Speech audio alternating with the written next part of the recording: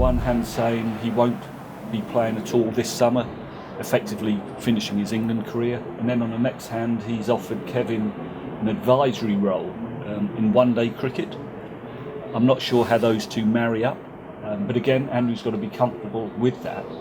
And again, with trust, I think Kevin is entitled to feel let down a little bit by the ECB following the comments of the incoming chairman, Colin Graves, when he said, was it 6-7 weeks or so ago, is find yourself a county, go and score runs, the slate has been wiped clean, and you will be considered, or words to that effect. Of which Kevin has done that. He had 2 phone conversations with the incoming chairman, so it wasn't a misinterpretation just from that Gary Richardson Sunday morning show. Kevin has done that. He just finished up 354 not out, or whatever it was, and he wants to play for England.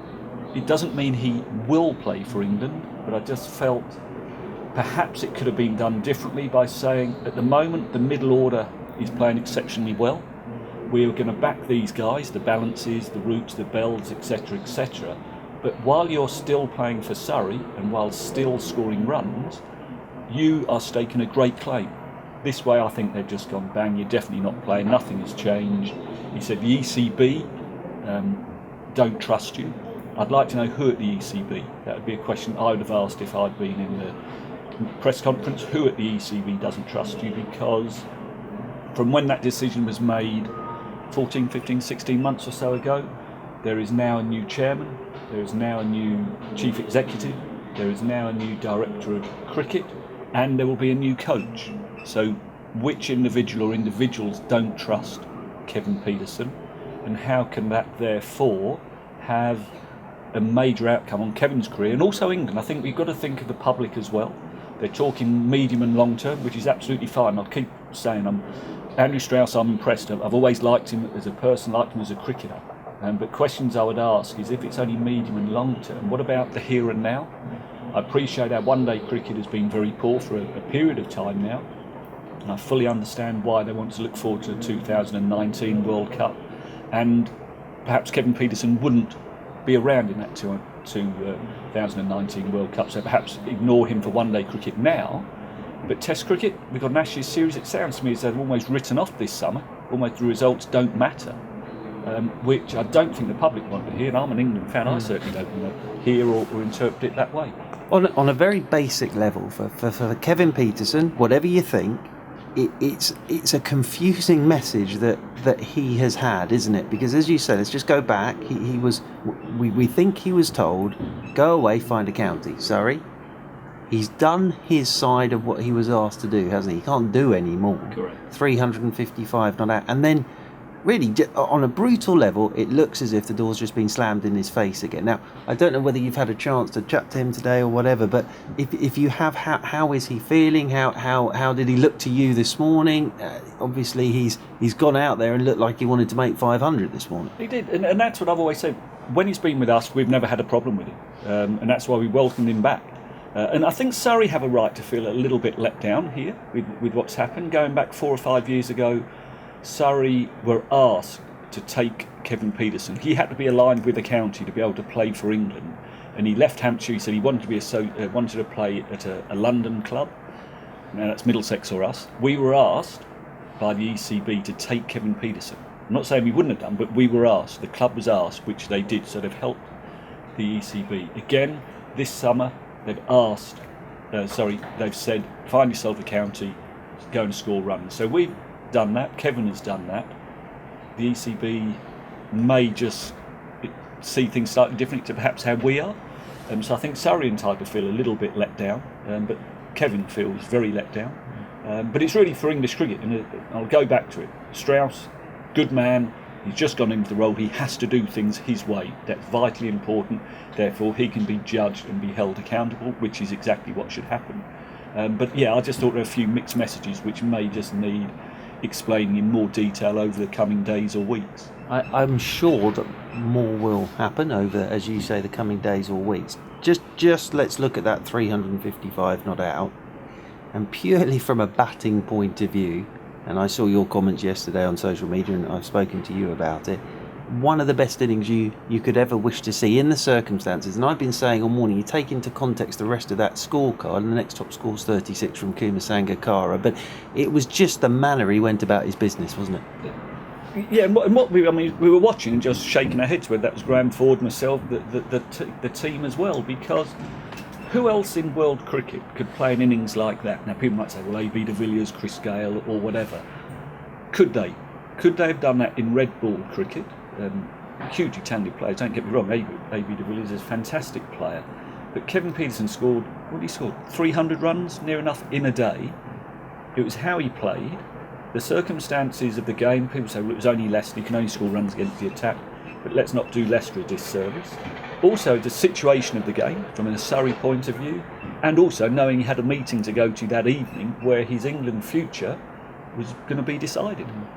Were you surprised how quickly it all happened? Yeah, it sort of all evolved while he was out there in the middle, wasn't it? He just came off, was off to a meeting, and then all of a sudden we're hearing that might be it for him, and then we get that confirmed for this summer at least this morning. So it's all happened very, very quickly, hasn't it? I think the meeting was arranged at the back end of last week with the new chief exec Tom Harris and Andrew Strauss. I understand it was just Andrew Strauss who was in the meeting, and Tom Harrison was outside and just said, you two sort it out face to face.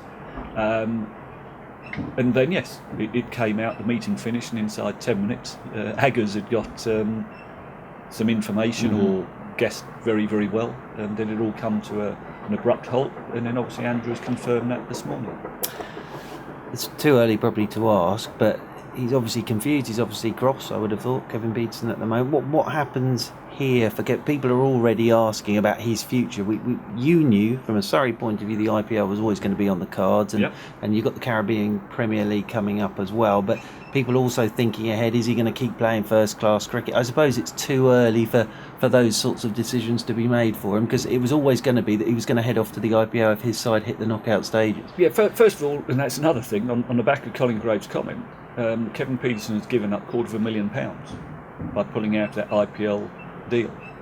So therefore, however wealthy anyone is, and Kevin has some money, but £250,000 is a lot of money in my opinion. So he will go out on Friday to play for the Sunrisers, or be in their squad, as we all knew. If they were going to reach or look like reaching the knockout stages, then that was a part of our understanding. And I think they're currently sat third on the ladder in the IPL. So he'll be going out there on Friday, then see how his side goes in the IPL. Assume they reach the knockout stages, he'll be around for that. And then we will see. He will go off to the Caribbean, again, signed contract around the 12th of June. It will be, has he still got that desire to come back and play perhaps 2 games for us, which we've had a conversation about, but we're talking 2 hours or whatever. So he has to get his head around that. Obviously we would like him to, so long as he's keen to play, then we will play him, because we've just seen how good a player he is and how he can help Surrey. And that's why I brought him back.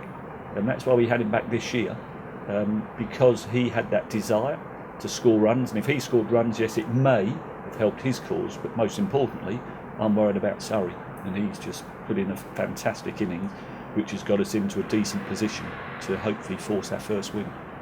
Final question from me. Trust has been used today. He's been told something and then something else has happened. And I'm purely from a Surrey point of view this. You could see in that dressing room last night when he came in, number one, how much he enjoys playing here at Surrey, and he was at pains to point that out in his interviews last night. And number two, which was the most interesting thing, sort of looking in from the outside, was the pleasure the Surrey players had for him in doing what he did yesterday and today. And from a pure Surrey point of view, every time that he has been here, and people always raise their eyebrows at me when I say this, he has been terrific, not only with what he does in the middle, but what he does in the dressing room. Exactly, and again, that was another reason why we brought him back. We've got some very good emerging young players here, and they can learn from him. Yes, you can see what a fantastic player he is. Everyone knows that. The world of cricket knows that. But it's how he's been in our dressing room or on the training ground. You'll have seen it. Churchy, on training days. How he is there, he'll throw balls in the nets to the players, he'll stand behind and talk to batters, he'll talk about situation. And that's what we like. We've just tried to engage him and make sure that, yes, he feels important, but valued. And that's what we've done. Graham Ford knows him, I know him. That's how we've gone about using him, and we get the best out of him. So I can only speak in glowing terms of my experiences. We can talk about everything else, about other dressing rooms he's been in, absolutely fine, and people are quite rightly entitled to their opinions. I've always judged people as I find them, and so I can only speak in glowing terms of Kevin's behaviour, attitude and approach while wearing a Surrey shirt. And he's okay, because we haven't seen him out there fielding. Obviously, no, he's got his feet up, has he, after? Calf, he just felt his calf a little bit at the back end of yesterday. He had a little bit of treatment this morning, and then he was just aware of it today. So, to be honest, he'll be back out after lunch, fielding, but it just needed a little bit of treatment, a bit of ice, and then he'll be back out. So nothing serious at all. It was a more precautionary to make sure that he's fit if required for the second innings, and also to make sure he's fit to go off to the IPL on Friday. Terrific. Alec Stewart, Director of Cricket. Sorry, thank you so much for joining us.